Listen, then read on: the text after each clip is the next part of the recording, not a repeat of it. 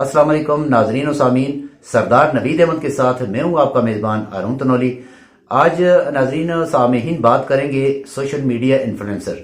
Social media influencer क्या चीज़ है, fifth वार या हाइब्रिड वार किसे कहते हैं, इस हवाले से बात करने के लिए सीनियर जर्नलिस्ट सरदार नवीद अहमद हमारे साथ मौजूद हैं।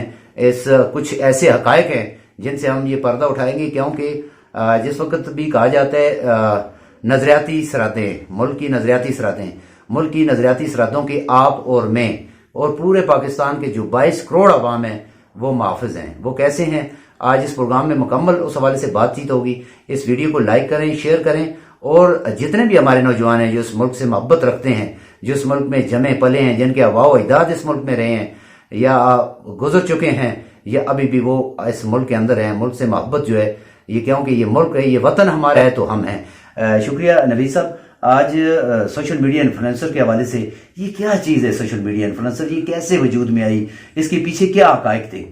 देखें, जब 2018 में हुकूमत चेंज हुई इलेक्शन के बाद जी, ये PID के अंदर एक खसूसी मीटिंग हुई थी जी, और उसमें ये बात वाजे की गई थी कि आपने भी सुना होगा, उस दौर में कहा गया जी कि मुल्क माशी तौर पे मसाइल का शिकार है, लिहाजा मुस्बत रिपोर्टिंग की जाए। मुस्बत, बिल्कुल। और सारे मीडिया को भी, सहाफियों को भी कहा गया था जी कि मुस्बत रिपोर्टिंग करनी है। जी, बिल्कुल। उस दौर में ये सोशल मीडिया इन्फ्लुएंसर की एक इस्तिलाह सामने आई थी। अच्छा। अब ये पता नहीं है कि इसके लिए फंडिंग कौन कर रहा है जी। उसके बाद इस वक्त सोशल मीडिया इन्फ्लुएंसर है क्या चीज जी, ये रुझान बनाता है, ये इन्फ्लुएंस करता है जी, किसके ऊपर, माशरे के ऊपर ज़हन साजी करना, ज़हन साजी करता है जी। और इसका बुनियादी मकसद जो है वो ट्रेंड क्रिएटर है, ट्रेंड क्रिएट करना, ये रुझान बनाता है, मुख्तलिफ किस्म के रुझान। अब हमने जो इसको इस्तेमाल करना शुरू किया तो हमने अपनी जाती पसंद और नापसंद के लिए इस्तेमाल करना शुरू किया। अच्छा। और उसके लिए जो मुस्बत रिपोर्टिंग का बहाना करके ये बनाई गई थी, उसने आगे चल के हमारे लिए ये बहुत बड़ा खतरा पैदा कर दिया, नजरियाती तौर पे भी, अखलाकी तौर पे भी, खानदानी तौर पे भी और माशी तौर पे भी। उसमें सबसे पहली बात ये है कि फिर ये ट्रेंड उसके बाद बनते रहे, आपने देखा है सियासी ट्रेंड बनते रहे। हाँ जी। सबसे पहले तो इसकी ट्रेनिंग पीछे एबटाबाद में भी हुई है। इसके लिए आए थे मशीर इतलात जो है, इधर आए थे, उन्होंने कहा था जी चीफ मिनिस्टर खैबर पख्तूनख्वा ने इसको बड़ा सराहा है, बड़ा वो है जी। वहाँ पे आप इसमें हम सब मौजूद थे जी। वहाँ पे हमारी तरफ से एक हमारे दोस्त ने ये सवाल उठाया था कि इसमें सहाफियों को शामिल नहीं किया गया। बिल्कुल। तो प्रेस क्लब के सदर और जनरल सेक्रेटरी दोनों मौजूद थे जी, बिल्कुल। उन्होंने जब उनसे सवाल किया गया सेक्रेटरी इतलात साहब से, तो उन्होंने कहा जी कि आप भी आए जी, सीनियर लोग लाएं जी, इसमें आप भी लोगों को ट्रेनिंग दें जी। देखें ये कैसे हुआ, ये जमाती बुनियादों पर किया गया है, क्योंकि इसमें अगर शामिल किया जाता सबसे पहले तो जैसे ये मुल्क माशी बदहाली का शिकार था, मसाइल ऐसे थे, उस वक्त ये ट्रेंड क्रिएट करना था, उसमें सबसे फर्स्ट ऑफ ऑल साथियों से जो मुशावरत की गई थी, इसमें मुल्क भर के साथियों को क्यों नहीं रखा गया? देखें जी, सबसे पहले तो इसकी तारीख आप देखें तो ये 2014 में चली जाए जी। वहां से एक ट्रेंड बनाया गया अपने सियासी मुखालिफिन को टारगेट करने के लिए। अच्छा, दूसरा आप ये देखें कि ये सोशल मीडिया इन्फ्लुएंसर जो है फेक न्यूज भी यही फैलाते हैं, बिल्कुल, अफवाहें फैला के तो अपने, अच्छा इनके अंदर ज्यादातर नौजवानों की तादाद है जी, बिल्कुल। अब देखें नौजवान लड़के और लड़के बहुत ज्यादा तादाद है। अब इनको माना जो है या ट्रेनिंग के बाद मेरे ख्याल में 25,000 रुपए देते हैं पर मंथ, बिल्कुल रेगुलर। अब आप यहाँ पे देखें कि अरबों रुपए इस प्रोजेक्ट के ऊपर लगाए गए, 9 अरब रुपए से जायद पैसा मेरे ख्याल में इस प्रोजेक्ट के ऊपर, जिसमें ये जो सोशल मीडिया इन्फ्लुएंसर थे, इनकी पहली जो तादाद सूबा खैबर पख्तूनख्वा में थी वो 1300 थी। अब ये 1000 जो है वो मजीद और किए गए, जिसकी बैरिस्टर सैफ जो है वो आए थे तकरीब में। और ये भी मैं आपको बताता चलूं कि इलेक्शन के ऊपर जोर क्यों दिया जा रहा है कि फिर 4 इलेक्शन करवाएं, इसलिए कि जून में ये जो सोशल मीडिया इन्फ्लुएंसर का ऑन पेमेंट प्रोग्राम है ये खत्म हो जाएगा, बंद हो जाएगा जी। उसके बाद तो फिर कोई भी फेक न्यूज, कोई भी सियासी मुखालिफिन को उस तरह टारगेट तो नहीं करेगा। हाँ जी। जब टारगेट नहीं करेगा तो ये खतरा है। हाँ, बिल्कुल। और दूसरा मैं आपको बताता चलूं कि इन्होंने कई ट्रेंड चलाए हैं जी। पहले तो इन्होंने अदारों के खिलाफ ट्रेंड चलाए, ज़ाहिर है जो सियासी जमातों, सियासी शख्सियात, सियासी कायदीन, अफसरान ہر ایک کے خلاف انہوں نے ٹرینڈ اس کے بعد تو میں سمجھتا ہوں تمام سیاسی جماعتوں نے اپنے سوشل میڈیا ٹیمیں جو ہے بنا لی. جب انہوں نے ٹرینڈ چلایا تو پھر سب نے اپنی اپنی سوشل میڈیا، ہر سیاسی جماعت نے بنا لی. آپ دیکھیں انتہائی گھٹیا ٹرینڈ اس وقت چلا کہ جب کوئٹہ کے اندر ایک ہیلی کاپٹر کا حادثہ ہوا تھا، جی بالکل، جس میں ہمارے ایک جنرل اور ان کے ساتھ جتنے لوگ تھے 2 جنرل تھے اور باقی لوگ شہید ہو گئے تھے. بالکل ٹھیک ہے. اس کے بعد اچھا ان کا ایک اور سلسلہ بھی ہے، ان کے رابطے باہر لوگوں کے ساتھ بھی ہیں جی، کیونکہ سوشل دیگر جو ملک دشمن سرگرمیوں میں ملوث لوگ ہیں یہ بھی کہا جا سکتا ہے اس اصطلاح میں. اس کا سب سے بڑا نقصان کیا ہوا؟ جی، اس کا سب سے بڑا نقصان یہ ہوا کہ ہر سیاسی جماعت نے اپنی ٹیم بنا لی ہے. بالکل، اخباری صنعت تباہ ہو گئی ہے. بالکل بالکل آخری سانسیں لے رہی ہے، اخبارات آخری سانسیں لے رہے ہیں. اور ان کے مالکان یا جو بڑے ہمارے صحافی بھائی جو ہیں آج تک انہوں نے اس چیز کا تذکرہ نہیں کیا. کیوں نہیں کیا؟ اس لیے نہیں کیا کہ اخباری صنعت کے ساتھ جتنے کارکن تقریباً ان کی تعداد لاکھوں میں بنتی ہے. اخباری کارکن بھی ہوتے ہیں جو کام کرتے ہیں، صحافی الگ شعبہ ہے صحافت کا، وہ اب بے روزگار ہو رہے ہیں. اخباروں کے پاس بزنس نہیں ہے، اخباروں کی سرکولیشن کم ہو گئی ہے. اور یہ سرکولیشن کم ہونا، بزنس نہ ہونا، ظاہر ہے پھر اخبارات تو آگے نہیں چل سکتے نا جی. پھر اس میں ظاہر ہے کوئی نہ کوئی کردار تو ہے. اس میں سب سے بڑا کردار جو تھا وہی لوگ ہیں جو کہہ رہے تھے کہ سوشل میڈیا جو ہے سیاسی جنگ اس کے اوپر لڑی جائے گی. سیاسی جنگ لڑتے اپنے مضمون مقاصد کی خاطر، اپنے عزائم کی خاطر ایک دوسرے کو نیچا دکھانا، اس کے خلاف ٹرینڈ چلانا، کچھ ایسی پوسٹیں کرنا، مختلف سوشل جو ٹول ہے جیسے ٹویٹر ہے، انسٹاگرام ہے، فیس بک ہے، یوٹیوب ہے، یہ تمام کے اوپر ان کو ظاہر ٹرینڈ تو انہوں نے کر دیا. جون میں آپ کہہ رہے ہیں یہ ان کا بجٹ جو ہے وہ بند ہو جائے گا، ان کے پیسے بند ہو جائیں گے. پھر اس کے بعد ظاہر ہے یہ آزاد ہیں.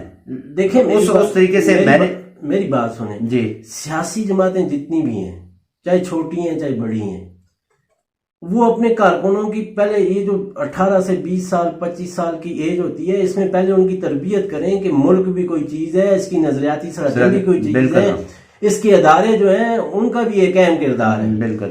اگر انہوں نے اس طرح نہ کیا تو میں آنے والے دنوں میں یہ دیکھ رہا ہوں کہ یہ سوشل میڈیا انفلوئنسر کا جو پروگرام ہے یہ پنجاب میں بھی بڑی تعداد میں ہے اور یہ خیبر پختونخوا میں بھی بڑی تعداد میں ہے. اور مجھے یہ بھی شبہ ہے ان کی تعداد جو اعداد و شمار کے مطابق جو بنتی ہے ہزاروں میں بنتی ہے، کیونکہ تمام صوبوں کے اندر یہ موجود ہے اس وقت، اور ان کو کنٹرول ایک ہی جگہ سے کیا جا رہا ہے. اور وہی ٹرینڈ ہے جس طرح سائفر کا ٹرینڈ انہوں نے چلایا اور پھر ساتھ یہ بھی کہہ دیا کہ بیٹا اس کو غداری سے جوڑ دو. وہاں سے یہ غداری کے ساتھ جوڑا، حالانکہ سائفر کا کوئی وجود ہی نہیں تھا. ادارے کہہ رہے ہیں کہ نہیں ہے. اب سب سے بڑا مسئلہ یہ ہو چکا ہے کہ ہمارا صوبہ جو ہے وہ 900 ارب روپے کا مقروض ہے. 900 ارب روپے کا صوبہ خیبر پختونخوا اس حوالے سے مقروض ہے، اس حوالے سے ان کی ٹریننگ کے حوالے سے، ان کی ادائیگیوں کے حوالے سے. اس میں 2 چیزیں ہیں نا سر.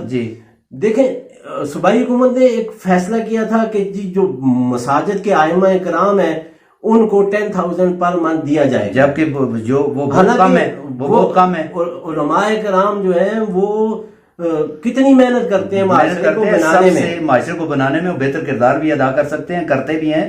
اور سب سے بڑی بات یہ ہے کہ اگر ان کو یہ جیسا ان کو 30,000 دے رہے ہیں سوشل میڈیا انفلوئنسر کو یا ائمہ کرام کو تقریباً 50,000 روپے پر منتھ دیا جاتا تو سب سے بہتر تھا. وہ ایک معاشرے کو اسلامی شاعر کے مطابق آگے لاتے. دیکھیں کیونکہ ان سے ان کے عزائم حل نہیں ہو سکتے تھے. اس میں یہ ہے کہ ان کے اپنے عزائم تھے سیاسی، کیونکہ وہ سیاسی طور پر استعمال نہیں. علماء کرام تو سیاسی طور پہ استعمال نہیں ہوتے نا جی. حضور پاک صلی اللہ علیہ وسلم کے ممبر کے مسلح کے وارث ہیں، بالکل وارث ہیں.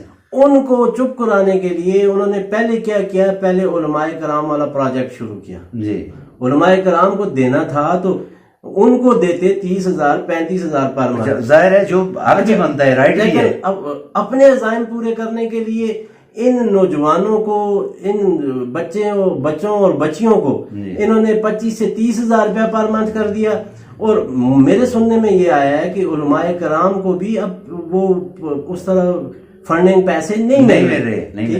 لیکن ارون تنولی صاحب سب سے بڑا مسئلہ یہ ہے کہ یہ انتہائی خطرناک ہو چکا ہے. ظاہر ہے یہ تو جیسا آپ نے کہا، سوشل میڈیا انفلوئنسر کا جو کھیل ہے نا، اب گھریلو جھگڑے بھی شروع ہو چکے ہیں اس سے سوشل میڈیا انفلوئنسر کی وجہ سے. کیسے؟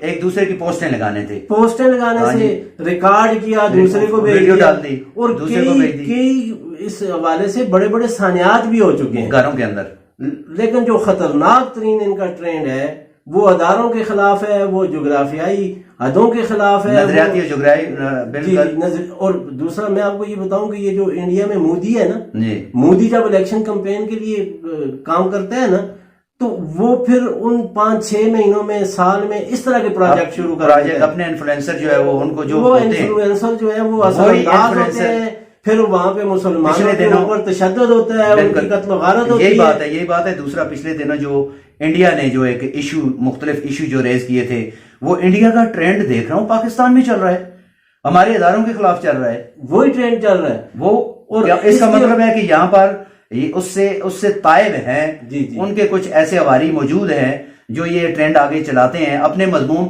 کس کی خاطر؟ اب یہ اپنے چھوٹے نام کی خاطر۔ اب یہ اداروں کا کام ہے، تحقیقاتی اداروں کا کام ہے کہ اتنا بڑا پیسہ جو ہے یہ سرکاری خزانے سے گیا ہے، کیوں گیا ہے، کون پیچھے ہے جو ان نوجوانوں کو بے راہ روی کی طرف لے کے جا رہا ہے۔ بالکل دیکھیں، ایک سیاسی حمایت ہر کارکن کی ہوتی ہے، اپنی ایک نظریات ہیں، ایک محبت ہے جماعتوں کے ساتھ، وہ تو نوید صاحب جن لوگوں کو ٹریننگ دی ہے، ظاہر ہے ان کا کوئی ڈیٹا موجود ہوگا، ان کا کوئی ریکارڈ موجود ہوگا۔ سر جی، جو آپ نے اور میں نے کوشش بھی کی ہے کہ ان کا ریکارڈ ملے، ڈیٹا ملے، لیکن موقع کے اوپر جا کے ٹریننگ دی، وہاں پہ سارے نوجوان لڑکے اور لڑکیاں ہیں، ان کو وہاں سے سرٹیفکیٹ دیے، پیسے دیے، رخصت کر دیا، ڈیٹا ہی کوئی موجود نہیں ہے۔